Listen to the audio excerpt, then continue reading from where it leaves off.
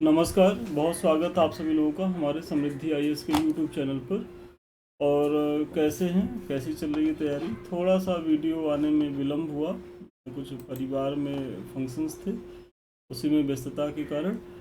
लेकिन अब इधर प्रयास ये रहेगा कि रेगुलर आपको एक वीडियो तो मिले ही मिले। आज का जो हमारा प्रश्न है वो सिविक्स से है और बहुत ही शानदार प्रश्न है। प्रश्न ये है कि मनु के राजनैतिक विचार और धर्मशास्त्र के संबंध को स्पष्ट कीजिए। तो 8 अंक का प्रश्न है और इसे 125 शब्दों में लिखना होता है। आप लोग को पता ही होगा कि जो आपके 8 अंक के प्रश्न होते हैं वो 125 शब्दों में लिखने होते हैं। तो आइए देखते हैं प्रश्न अपना।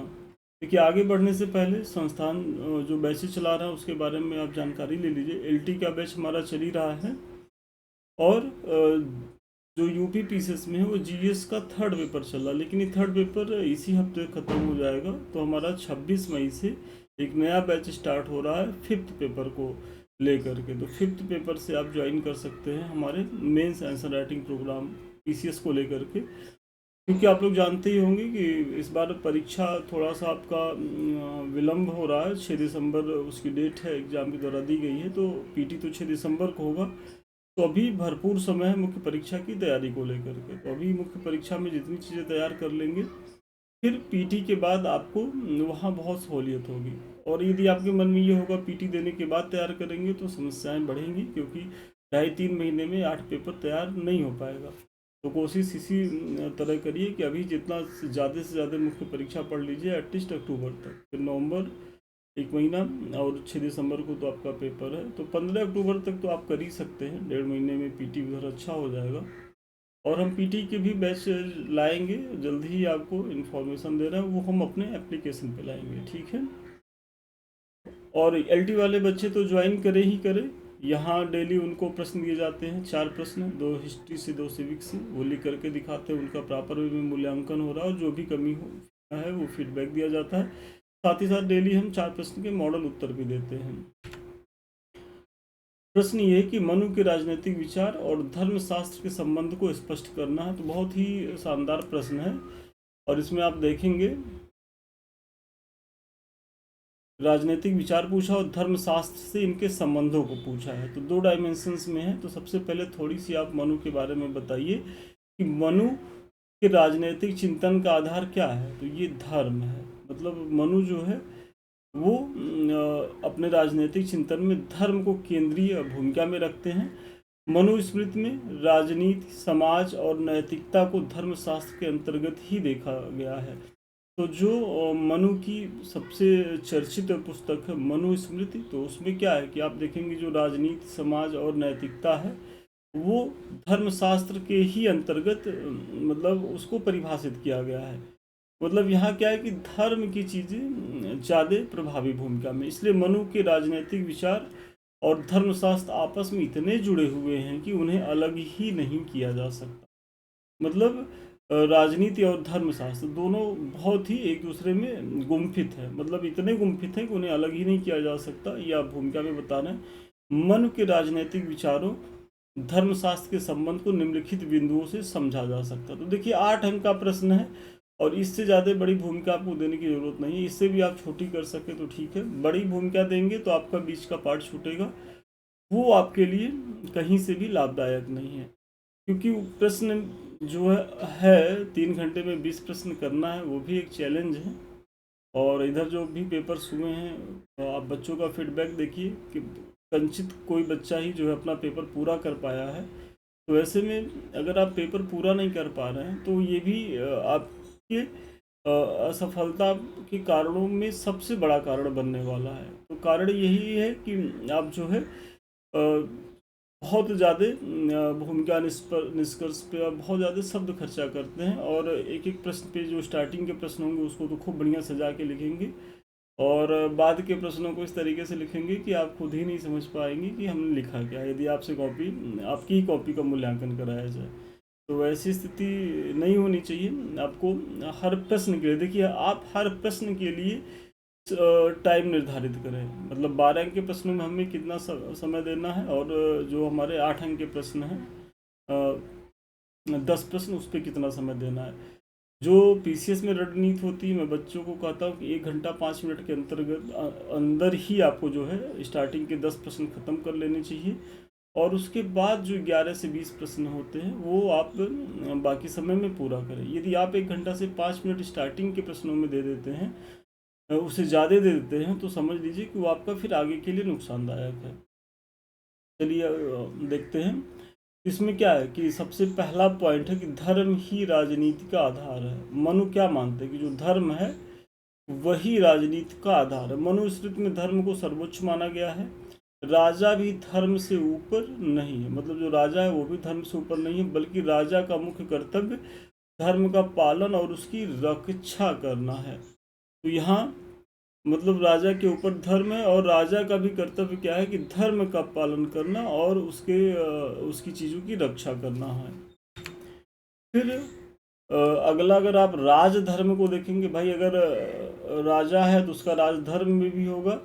तो मनु ने राजा के कर्तव्यों को राजधर्म कहा है, मतलब जो राजा के कर्तव्य है मनु के अनुसार वही राजधर्म है, जो धर्म शास्त्र का ही हिस्सा है। तो मतलब ऐसा नहीं कि जो राजा के कर्तव्य राजा ने अपने से खुद का उसका चयन कर लिया कि हमारे ये काम है और हम यही काम करेंगे, ऐसा नहीं है।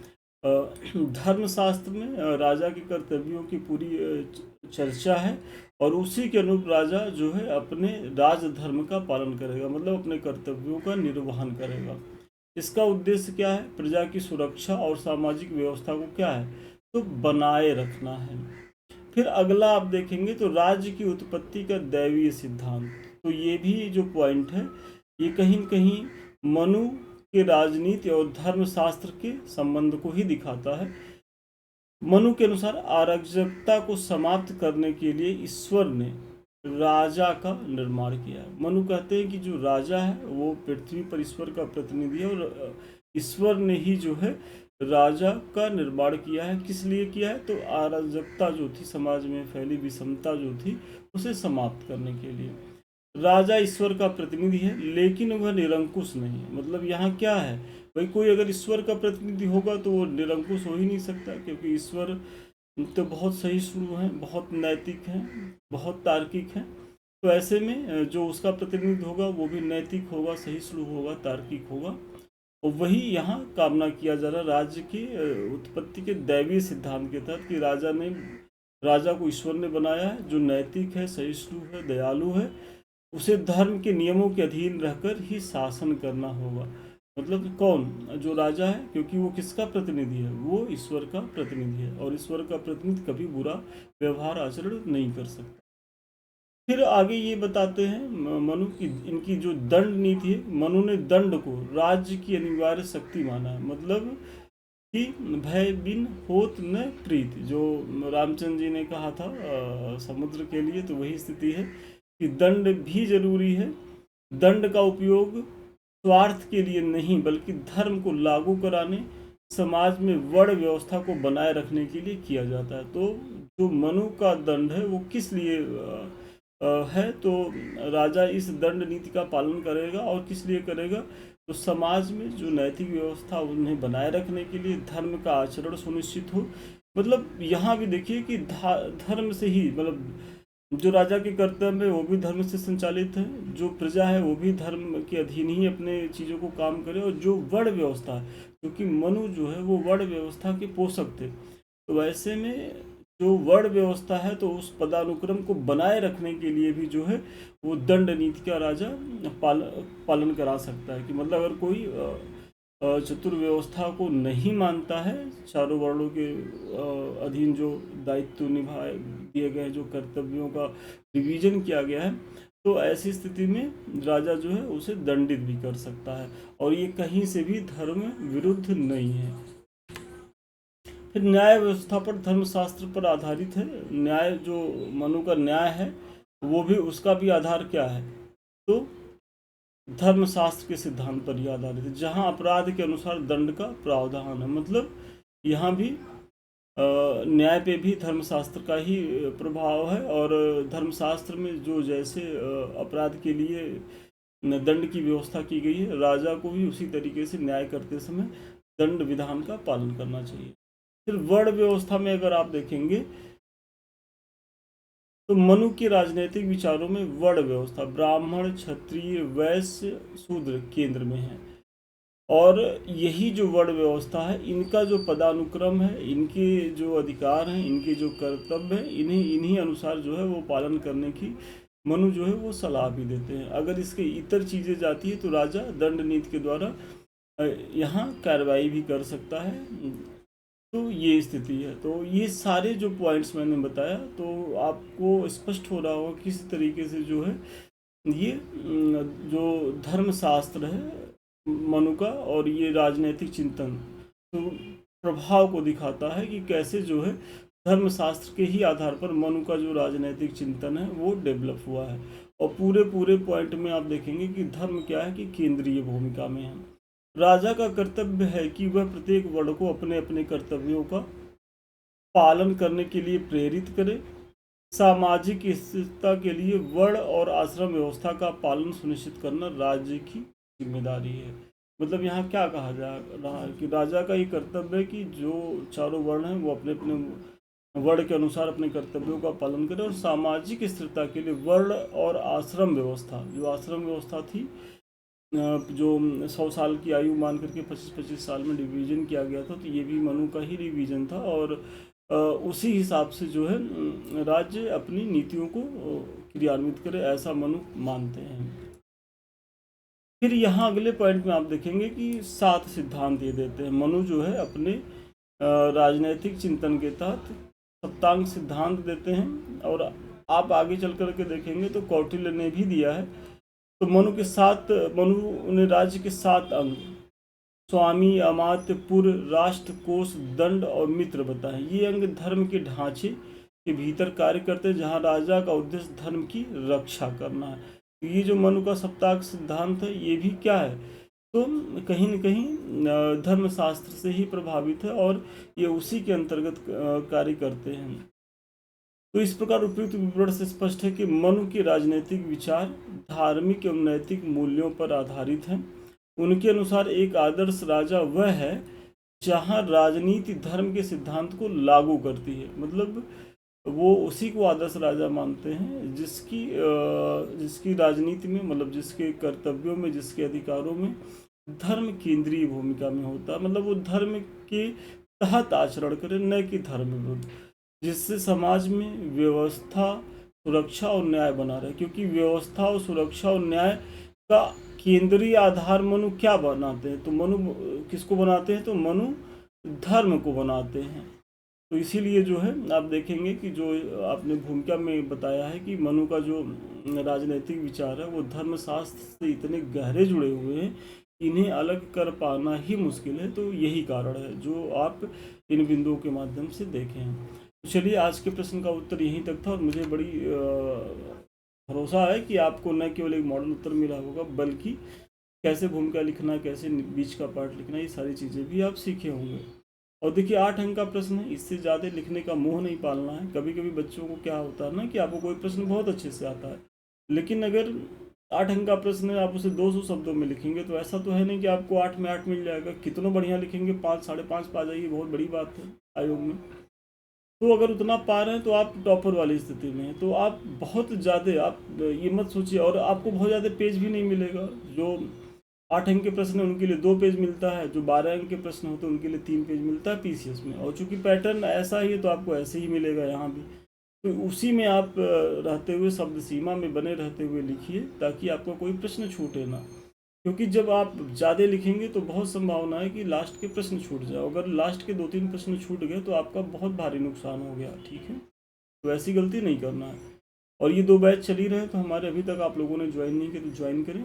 सबसे तो पहले तो LT हिस्ट्री वाले और सिविक्स वाले बच्चे जुड़े हमारे साथ, तो उनका बैच ही चल रहा है। और GS का हमारा जो 5th पेपर है वो शुरू हो रहा है 26 मई से, तो उसके लिए नामांकन प्रक्रिया शुरू हो गई है। अभी आप लोग जो है ज्वाइन करेंगे तो थोड़ा सा ऑफर भी आपको मिल जाएगा स्टार्टिंग के हमारे 50 बच्चों के।